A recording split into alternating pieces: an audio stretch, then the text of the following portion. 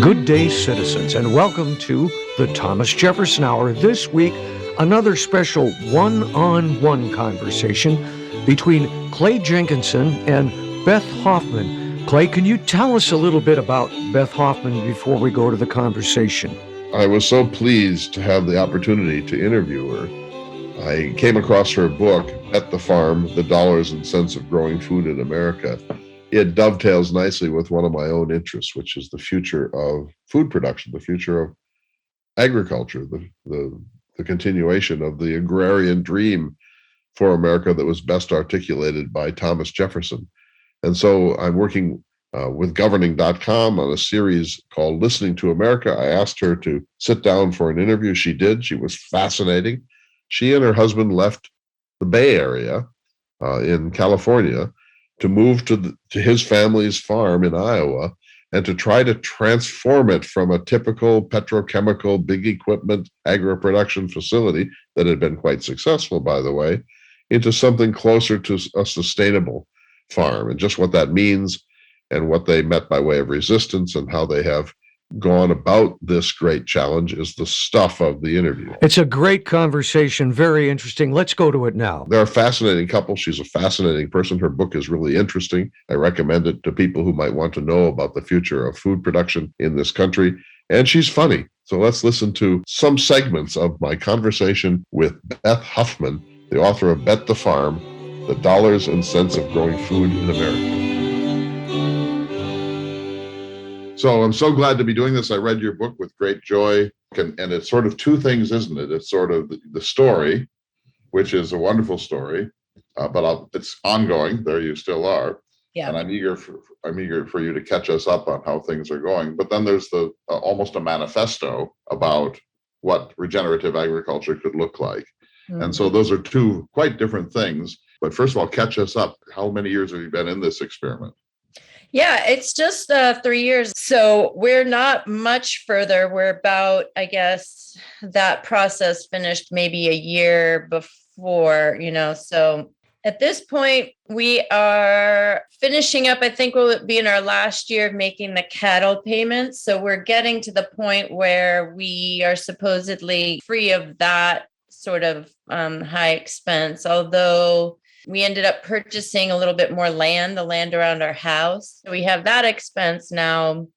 I guess we're getting to a point where we have the processing sort of figured out better. So we have a locker that we're working with and are, kind of excited about working with. And so that's a little bit better figured out. In the works is a company that's talking about really aggregating grass-finished beef from around the state and to sell like in Chicago and Omaha and, places like that. So that's that could be very good if that all works out as he's hoping. And we also, I think, have found that the direct marketing has worked out quite well, and that especially with the book, we're feeling like we might be able to handle a lot more cattle done directly. So we're hoping for that this year. What has the book done for this? I hope the book has created a group of people. Like we have more people who are signed up for our blog, even though that's not a real, it's not thousands of people. There's hundreds of people on the list. But I think that the book has brought attention to the topics, but, also a bit to our farm. And then there's just been a lot of people who then have said like, oh, well, where can I find grass finished beef? I've always wanted to. And so I think it's called more attention to the farm. So I'm hoping that we can sort of, when we start having cattle, we can kind of be having a list that's much wider than we've had in our first couple of years. So, and how's your father-in-law? He is turning 90 this year. He's good. He's actually taken much more of a back seat than I ever thought he would.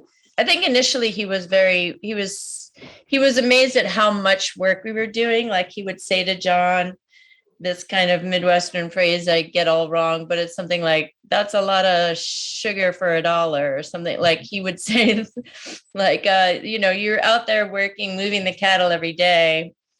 Is this really going to pan out in the end in in actual money being made?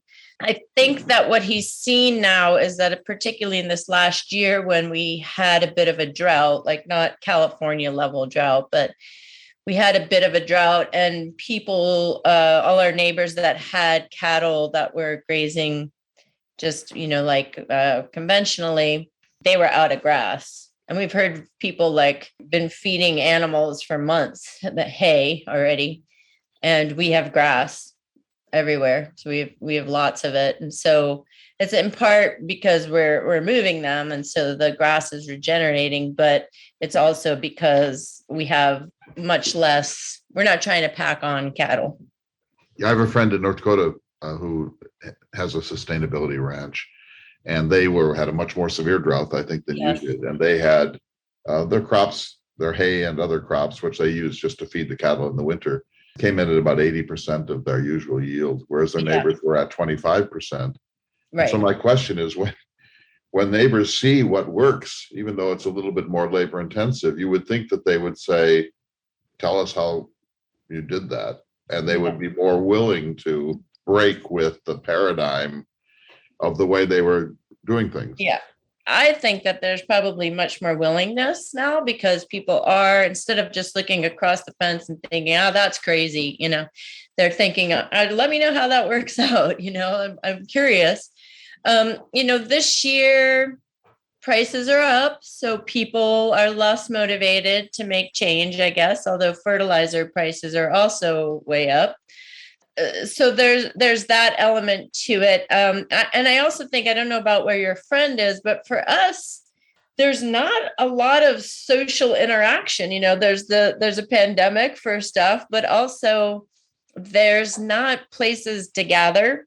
If you're not going to church or to the same church, where would you see all your neighbors to have those conversations? So I think that's part of what's happened too. Those seed dinners that are put on, and I've always thought like that's something that has to happen on a more organic side as well, like whether it's organics or just kind of regenerative or whatever it happens to be. That gathering together to have a meal, to socialize, to hear the latest research and everything, like as a yearly thing, would be really powerful, because that is one of the few places that you meet together, and you hear what you hear through seed dealers, equipment dealers. So it's a very hard thing. I don't think our neighbors, I think they know we're doing things differently, particularly because we have goats, but I don't think they know the details at all about what's happening. Well, the pandemic has coincided with your experiment, with your new life. Yep. So that distorts the picture, I'm sure. But you live in the heart of the world that produced the Grange and the Populist Party, and that was very important at the turn of the 20th century, that these farmers would get together and they would read books together, and they would talk about best practices, and they would wine together, and they would determine how they wanted to respond to policy together. And that's largely disappeared from American agriculture. Yes, I mean,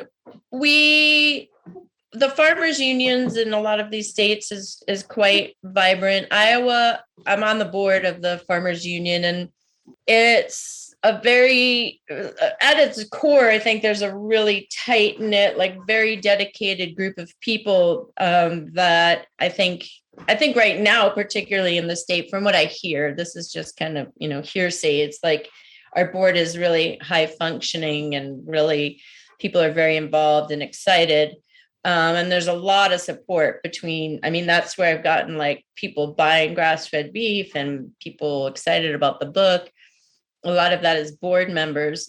So, and I think in some states, the farmers union is very strong, but yes, it's a difficult, and also very importantly in Iowa, we have the Practical Farmers of Iowa, which is exactly that. Like, you do get together, you do share information, not only at the conference, but field days and other sorts of activities. Throughout the year, there's a steady way of being involved and learning more from each other, which I think is invaluable. Thinking a little bit about terminology. So regenerative agriculture, to the average Iowa farmer, they might think, well, what is there to regenerate? I mean, my production is good. The insurance is now great. The machinery, I mean, my land is producing these giant yields of corn. What do I need to regenerate? And so I think there's a kind of almost a conceptual issue there, right? There's definitely, and I think that it's part of why, you'd see in my book, I never use that phrase like the food system is broken. People love to use that phrase, just like it's like a catch-all, throw out there sustainability kind of thing. And it's a really difficult argument, I think, to make to people who go to the supermarket and you can get almost anything you want, almost anywhere you want. And, I can get an avocado in deep rural America. In February.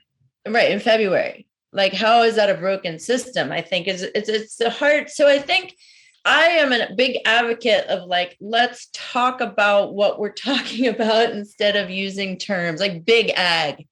Drives me crazy when people just say, oh, big ag. And then who falls into that? What is that?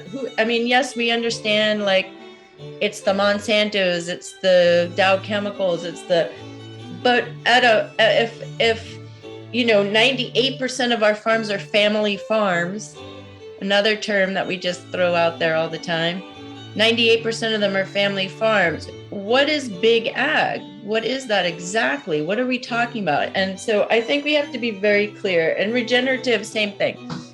If you use these terms, they can be used by anybody. Maybe arguably doing more concrete, like getting people to use cover crops than us kind of preaching to the choir about it, on the side. It is difficult.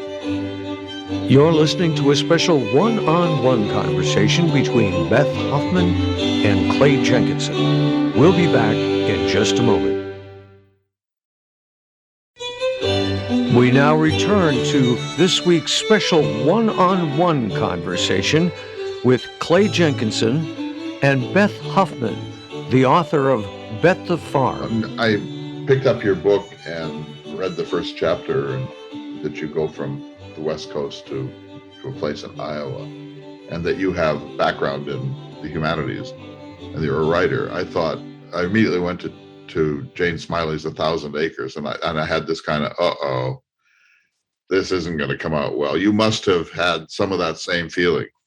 Yeah, I don't know if it's particularly these days or just the writer's conundrum is like, you want to talk about the problems and you want to talk about the solutions. And the solutions are not as apparent and quick to say, well, here's the solution. Just have cooperatives. It's going to be great. So I framed it, yes, in the sense I was kind of like, what do I do about solutions? Because I don't want to have a very Pollyanna-ish, at the end, like just everybody just do this.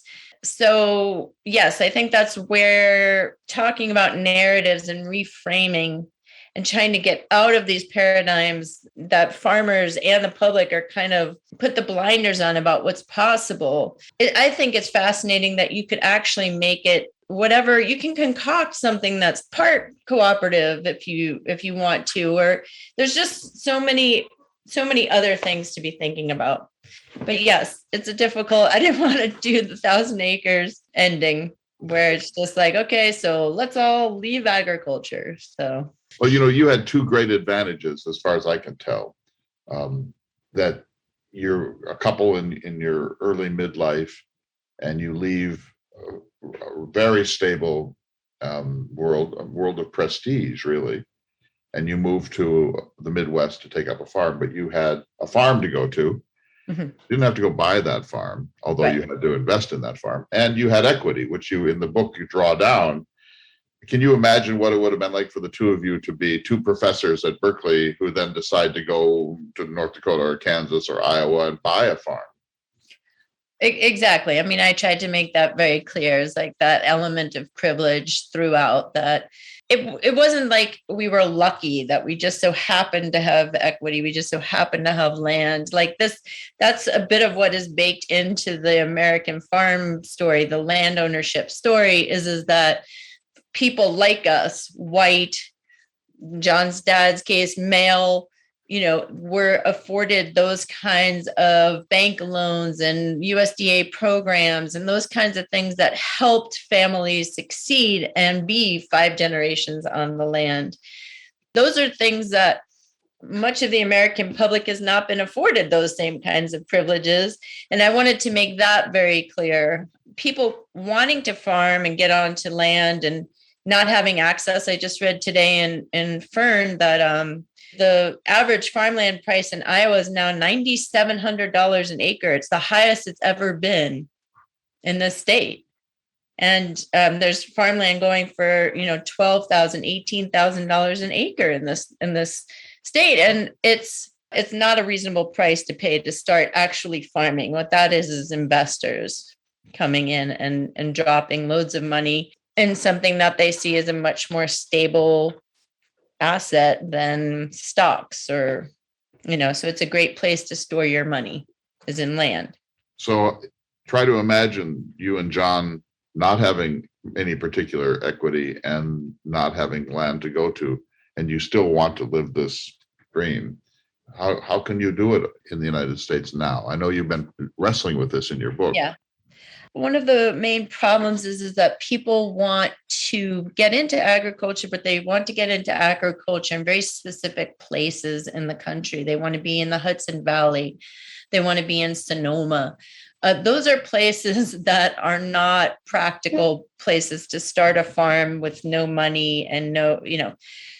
There are, however, lots of places like rural Iowa that there is land that would be practical for starting out. There's many groups like the Sustainable Iowa Land Trust, SILT, has land that has been donated to them. They've set up a system where people who are coming onto the land can then, so you would buy the buildings basically, and you would have equity being built in owning the home and owning barns, but you wouldn't have to own the land. You'd have a very long-term lease. I think it's 99 years even of the land, so that you have the security of being there a long time. You can invest in it. You can do things like regenerative agriculture that take years to establish, maybe even plant trees, things that you would never, ever even consider if you had a year-long lease. You would never do it. So that's a system that there is land available. There's definitely land available. I think just figuring out where that is, and it's a giant leap to ask somebody probably in their 20s or 30s who have never lived in rural America to come live in rural Iowa or Kansas. But lots of opportunities do exist. And I would say for Iowa, particularly because of the practical farmers of Iowa, there is a community that you are joining, even if it's not adjacent to the property. You don't feel like there's a lot of support right there. There's people all over, just right now, for example, even though I don't know her personally, I've reached out to Denise O'Brien, who is a very well-established, pioneer of organic farming in the state, and just said, I just have this feeling like I should meet with you. Can I come visit? And so she said, of course, because of course, then we know of each other through this network of people. So there is community. I think that's the biggest, scariest part of being a new farmer coming out to somewhere really rural, but there is property and there is community. So it is possible, actually. I'm sure it's possible. It sounds so daunting. If an acre is $12,000, I might have enough money to buy 2 acres. And then I have to borrow a tractor, or there's no tractor I can afford to buy except an old Farmall from 1957. Yeah. So it just seems so daunting, I think, to people who look into it. And I don't think in most states there is a comparable organization to, say, SILT, which is trying to enable this to happen in a kind of a 99-year lease situation. But that sounds like a marvelous program. Yeah, I think the Agrarian Trust is another place, American Farmland Trust, all of those groups that are trying to help that out. I know even just like in California, there's I want to say it's FarmLink, but there's ways that there's a lot of people in their 60s, 70s, 80s looking for people to come take over what they're doing. There just is, I think, in all states. Again, it's probably not in Sonoma. It's probably not in the Hudson Valley, but there's places more remote. So I think that it's just knowing those resources are out there, like the Agrarian Trust, to contact them, to see what's available. They will have resources so you can figure out what's maybe in the state or nearby. But taking the land purchasing out of the equation in perpetuity could be a game changer for lots of people who are willing to do it. And I think that the part that where you have equity in the buildings is an interesting consideration, because the problem I see with those programs is that you're not building equity. Maybe in your brand, maybe in your farm, which is something I think more farmers should be thinking about, is the equity in that. The value in what you're doing can be more than thinking about ecological services and government payments or something. That ecological services could be part of our brand that then has value that we could potentially sell the brand at some point as well. But I think those groups can make a big difference. Yeah, no, on the one hand, you have the privileged Americans mostly who want to know where their food came from and shop at Whole Foods and, are interested in CSAs and so on. And that's a very wealthy and a growing population, more urban than rural, but still. And then on the other hand, you have these farmers who want to do this sort of thing. Connecting the dots is one of the problems, but you've been thinking a lot about that. So go back to the processing. In the book, you're frustrated because you can't get a critter processed for 18 months or whatever, and it took a long time to get in those queues. And you've considered forming a co-op to create such a slaughterhouse. Where is it now? You said you've had some success in this. We have a few things in the works in Iowa, legally speaking, like there's a new butchery innovation, and there's also an interstate reciprocity system so that lockers can actually sign up for this program and then not have to have like USDA inspection in the same way that's so costly. So those are good things that hopefully will help alleviate some of the problem. And I also think, so just to go back to the first part of what you were saying about wealthy, privileged Americans wanting to eat better and farmers raising higher quality things and bridging that gap. There are groups that are doing that. There's in Iowa, we have the Iowa Food Co-op, for example, that farmers can sign up and then sell to consumers directly through the co-op, which has been a great resource. But I think one of the things that was very interesting from the research I did was that there's signs that actually in less affluent neighborhoods where there's not as much access to fresh food, a lot of people in those communities actually very much appreciated, in the studies that these researchers did, they appreciated having access to CSA boxes, for example, community supported agriculture, where they would pay up front, so they would know exactly what they were paying for over the course of the summer. And then a box of food would arrive fresh every week or every other week. And the predictability of it, the convenience, where we think, if you're talking about affluent people, the options you have are enormous. You could have Blue Apron, you could have Whole Foods. You could have lots of different things, but when you live in a community where those things are not present, the price point can't be enormous. You can't have perhaps, food that is raised at the tippy top of, where you're spending that much time on labor, and that's the amount of time on the processing and the marketing and all of those kinds of things.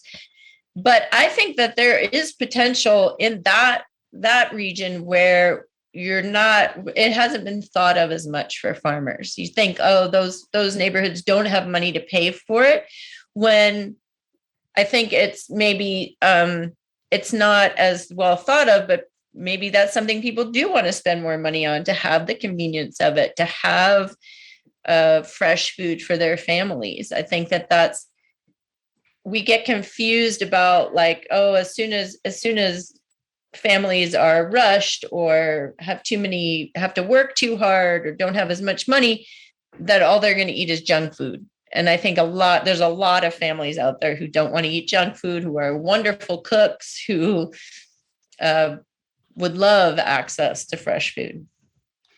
Right. So there's middle ground, I think, what you're saying, in that this is a somewhat unexplored way to market, that it doesn't have to just be Whole Foods. That's a very self-consciously privileged urban environment, but there are many places where people of less means, but who want to have better food, know where their food came from, could do this. But that infrastructure is kind of being built one county at a time. It's not a national infrastructure.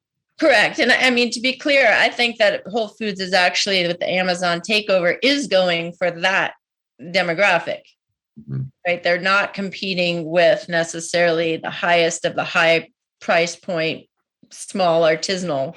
They're going for a much wider swath of the American public by taking down prices, by having conventional produce, so they built on the reputation. They took the brand and they've kind of watered it way down, but it's still like, oh, I shop at Whole Foods. But yes, you're right.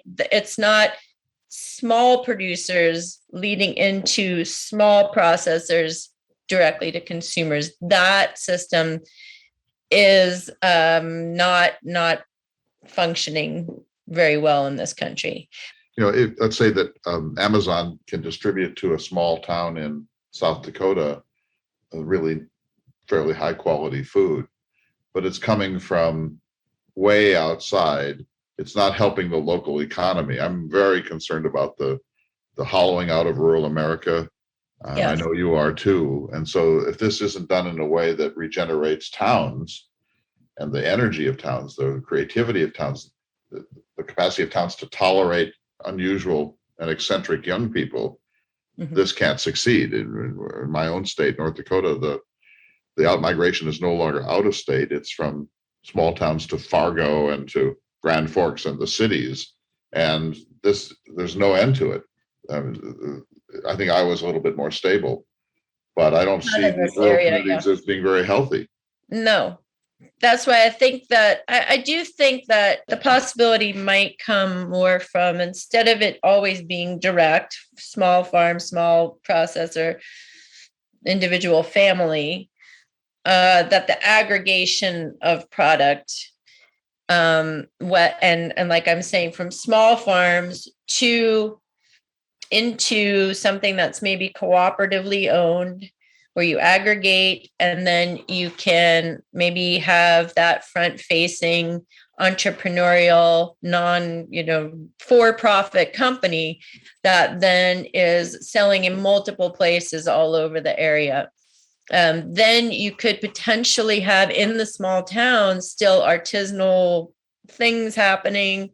You could kind of be feeding into that, but also feeding out to where the populations really are. Because in a state like Iowa, where you have 3 million people, how exactly are you going to have the landscape with producers everywhere if each individual farm is spending so much time on marketing, website building, distribution?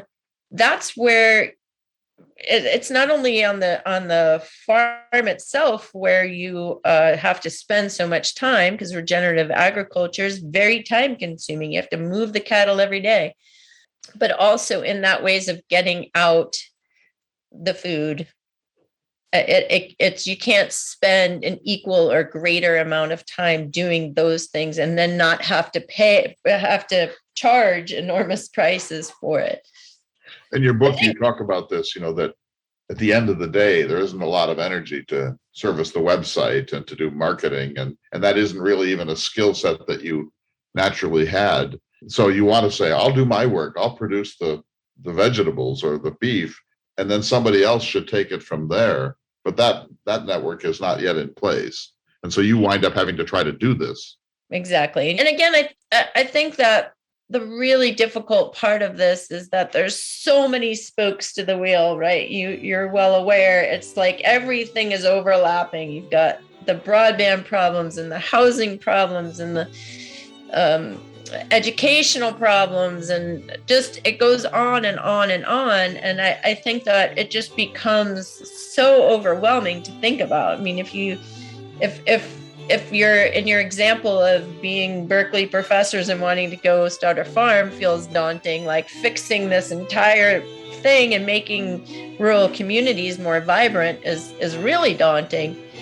But, I personally feel like it takes us all becoming much more activated in our communities than we've been. You can't just donate money and call it good. It's like you got to show up. You're listening to a special one-on-one conversation between Beth Hoffman and Clay Jenkinson. We'll be back in just a moment.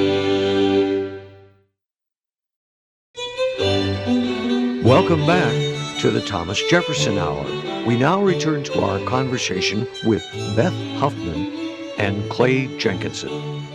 That's a question I've been really eager to ask you. There's pretty strong comeuppance literature, whether it's Green Acres or 1,000 Acres or Funny Farm. There's a whole a popular thing of the couple that moves out to the land and they're filled with Jeffersonian idealism and they hit the wall of rural ignorance, rural attitudes, etc. How many times in the last few years have you thought, man, this was a really big risk, or this was a dumb idea? Numerous times probably. And it usually always is when we go into town, not just the little tiny town here, but the little bit larger towns surrounding. And every time still I have this sort of like, oh, we're going to town kind of thing. Like we can walk around and see some shops, and I have this kind of, city mentality about it. And then I go and there's nothing really to look at. And there's, you end up at Walmart, and that's when it feels isolating. And it's actually not like being on the farm alone that feels isolating. It's the venturing out and realizing that there's not much going on, and that a lot of it is just a very generic experience. The restaurants not serving anything that's any different from every other restaurant, where it's just kind of, they ordered frozen food from Cisco and they throw it in the deep fryer and that's what you get.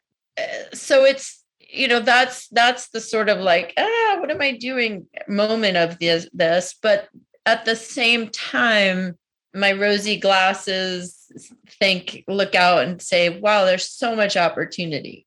But I certainly don't want to sound negative, but in North Dakota, for example, I know a number of young people who have started CSA farms, 10 acres, 20 acres. And after 7 or 8 years, they're just kind of burned out from the sheer hard work and low return that yes, they love the lifestyle, but it turns out to look a lot like hard work rather than the agrarian. And so there's a burnout rate, and there's very little to regenerate them to keep their spirit high. Yes, and I tried to address that in the book. I mean, there's, again, studies that show that we've sold this very romantic vision, and the Joel Salatin kind of model of like, do everything. You got to have this big diversity, and you would run yourself ragged. And what those studies have found is that those farms also typically don't charge enough for their products based on the amount that they're actually laboring. And so there's very, very little return and lots of work, and you end up burning out. So they call it self-exploiting yourself, your own labor, and they burn out and are gone. I think a much more reasonable way of pursuing farming is to go in small and slow and add things only when you know that you can actually handle it. Like there's some great people talking about these things. And I'm not inventing any of this or saying that these are all my ideas, but they, do one thing really well. You got to probably keep your other jobs. You're not going to just move on out with no capital and nothing in the bank and make a go of it. I mean, there's very few businesses that do that. You've got to keep your job, do one thing, figure out how to sell it. Don't just raise things without having a market for it. That's a big problem as well. Like we'll grow it and they'll come. Well, a lot of times they don't come. And so you've got to start small. I think that that's a lot more sane way of doing things than trying to do 1,000 vegetables. That's my opinion. Of course, so picking up another one of your threads, it sounds like there's been some fairly progressive legislation in Iowa to enable some of what you're talking about. Several of the things you mentioned really struck me as interesting. A, how does that happen? And B, what would you like to see happen legislatively? Well, it happened, I think, in large part because of the pandemic and the processors getting so overfull that everybody knew it was a problem then. When Tyson and JBS and everywhere start slowing down the food chain and people, it gets backed up to the farms, the people who are actually taking the risk, they felt it. Then they started turning to the local food system and filling the processors to the gills with trying to process their own meat and sell directly. So that put a lot of pressure on legislators. And I think you see that across the country, even where the problems got so extreme that the mainstream groups like the Cattlemen's Association and the Farm Bureau start then advocating for farmers, which I would argue doesn't happen all the time. But in these cases with cattle in particular, they started demanding to know more about what's going on up the chain and wanting more transparency.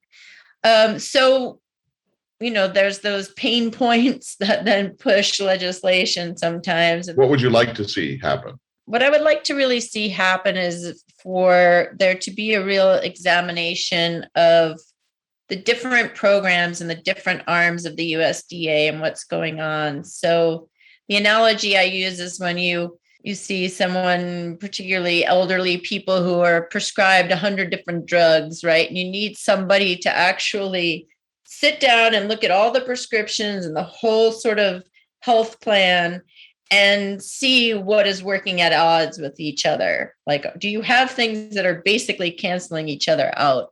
And that's what I see. One of the problems that's going on with the USDA is there's so many different arms and things working that are not working in tandem. They're not working together. They're inhibiting actual change.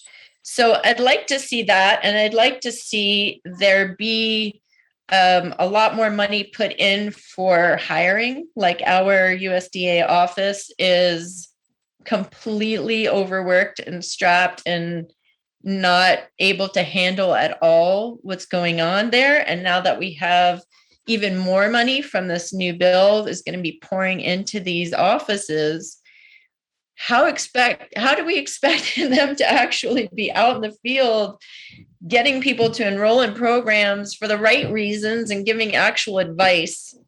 So what I would like to see is, a real examination of what's going on presently and how those programs can work better together, and better use of our already existing resources in the form of the USDA offices. In every single county, we have them, and the extension offices and the university land grant system. They have to realize that, the future is here. This is climate change is now, it's happening. It's impacting us all. And we need them to be spending the money and time on research that's going to help us all transition to different things, give us more opportunity. So I was out in the Monterey Bay area last week, and I was in Carmel, and I was in Monterey and Salinas and Castroville. And I thought of you and John because I was reading the book, and I thought, in some sense, who would leave this world? San Francisco, Oakland, the shops, the food, the vibrant culture, theater, the intellectual dialogue, the coffee houses, just the streets, the architecture, the newspapers. And I thought, this is a pretty big thing to do this. And so one question I have is, if you could dial the clock back, would you still do it? Oh, yeah. I've never lived anywhere. I've never felt like, oh, this is my place, like this is it. I'm staying forever. I'm a very sort of I wouldn't say I'm not fully transient, but I like the idea of spending 10, 15 years in a place and moving on.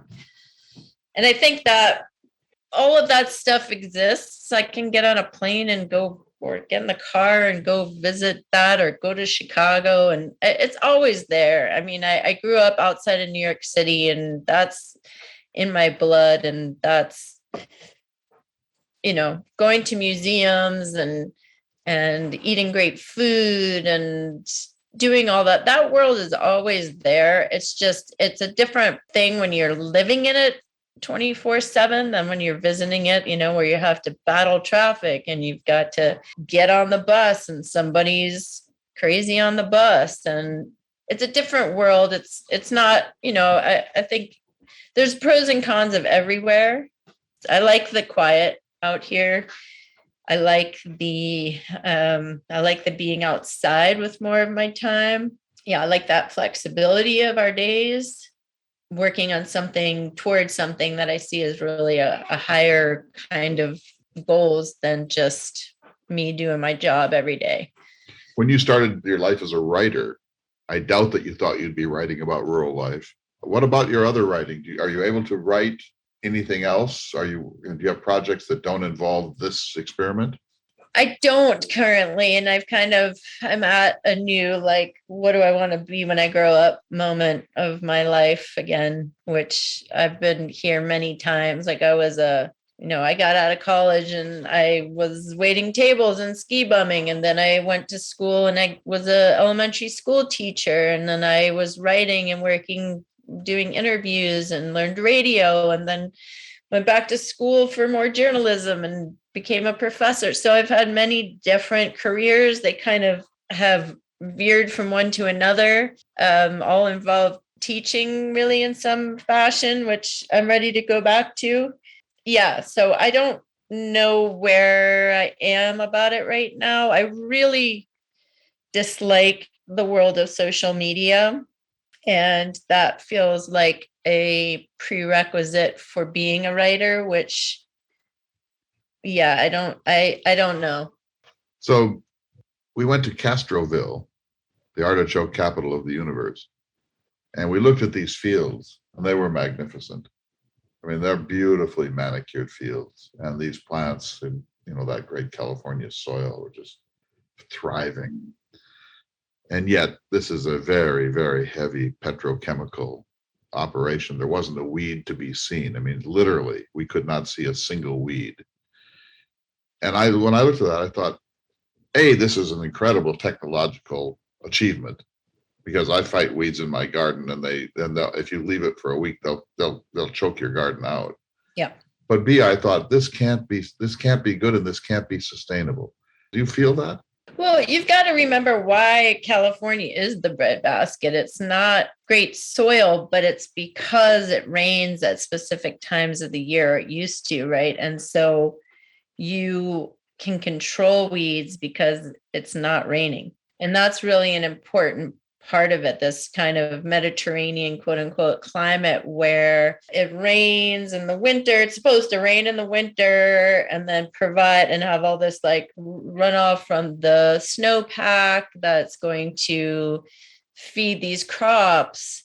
And you can control weeds much easier if it doesn't actually rain. That's not, I think that it's an interesting thing. When I first moved to Iowa, when I would come here to visit, I thought I was really taken aback, like, wow, there's lots of birds flying around and the frogs just have 4 legs. I thought that they were all like,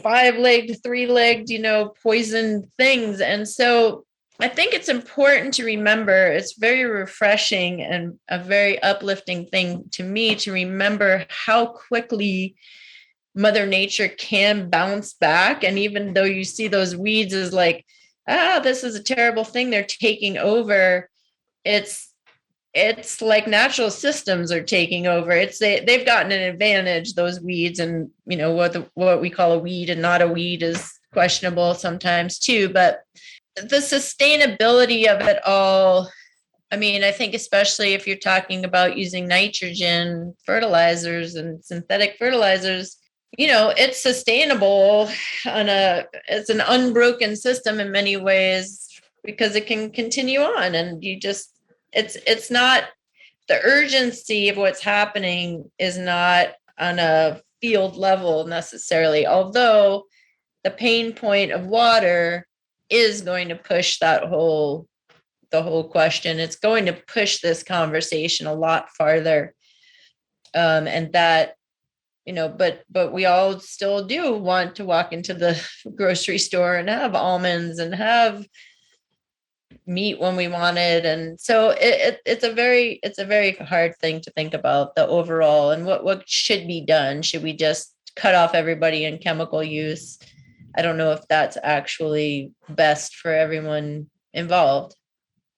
Yeah, I really admire your unwillingness to see this as a set of simple binary choices. Final question for now. What have you learned about yourself in this process? This is one phase of your life, maybe it'll be a 20-year phase, maybe it's for the rest of it, but what have you learned that you might not have expected? Well, I think I knew about myself that taking time to take care of myself is always important. I think as you get older, if you're in your 50s and you haven't figured that out yet, I don't know, then you haven't been paying any attention. But so things like, taking time to exercise, feel healthy and meditate, those are all like really, really important, critically important parts of taking care of yourself. What surprised me, I think, is the quiet, which I have to think that there's millions of people around the earth that don't know that they also kind of need that kind of level of quiet, that there have to be lots of us out there. I have so much more I'd like to ask. For now, we'll let it go, but I certainly appreciate your time today. Thank you for all of your time. This was really interesting to me. Yeah, thank you. I appreciate your support and interest. It's really great. Thanks. You've been listening to a special one-on-one conversation between Clay Jenkinson and his special guest this week, Beth Hoffman. I so enjoyed the conversation. I hope we can look forward to more of these, sir. Yes, in the work that I'm doing in Listening to America, I'm planning to go to their farm and to look around and maybe pitch in a little bit and see how they're handling all of this. So, it reminds me a little bit of Jane Smiley's novel, 1,000 Acres, where things go wrong on an Iowa farm. But this one, I think, has every chance of success. And it's, in a way, David, a kind of invitation for the country to think more about sustainable agriculture rather than petrochemical agricultural production. So I so appreciate Beth Hoffman for giving us the time. Her schedule is always exceedingly busy, of course. And with that, we'll see you all next week for another important edition of the Thomas Jefferson Hour. The Thomas Jefferson Hour is brought to you each week by Dakota Sky Education. The program is distributed nationally by Prairie Public. President Thomas Jefferson lived from 1743 to 1826, and this program presents his views. President Jefferson is portrayed by the award-winning humanities scholar and author Clay S. Jenkinson. To obtain a copy of this or any show for a $12 donation, please call 701-575-0727. This program is also available online at jeffersonhour.com and on Apple Podcasts. If you'd like to correspond with President Jefferson or submit a question for him to answer on the program, please visit the website at jeffersonhour.com. The Thomas Jefferson Hour is produced at Makoche Recording Studios in Bismarck, North Dakota. Bach Cello Suite No. 3 in C Major by Stephen Swinford. Thank you for listening. Please tune in again next week for another thought-provoking, historically accurate program, Through the Eyes of Thomas Jefferson.